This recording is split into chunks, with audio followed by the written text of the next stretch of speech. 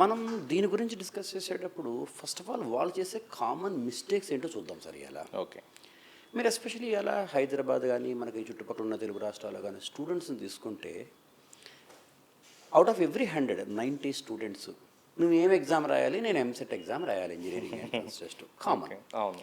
ఈ ఎంసెట్ ఎగ్జామ్ రాసేసినాక వానికి ఏదో ఒక ర్యాంక్ వస్తుంది.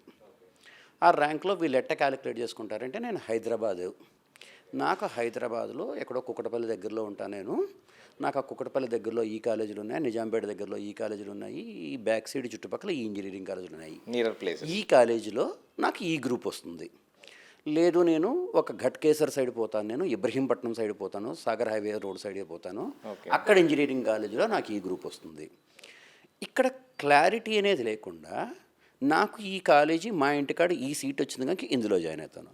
అజ్యూమ్ దట్ వాడిని ఒక EEEలోనో ఎందులోనో జాయిన్ అవుతాడు అనుకుందాం.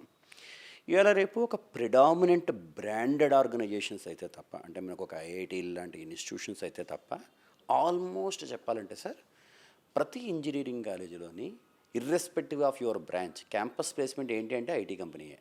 అంటే మనం బీటెక్ EEE చేసినా వచ్చేది ఐటీ కంపెనీ వస్తుంది, ఈసీఈ చేసినా పోయేది ఐటీ కంపెనీలోకి పోతున్నాడు, ఏం చేసినా ఐటీ కంపెనీలోకి పోతున్నాడు.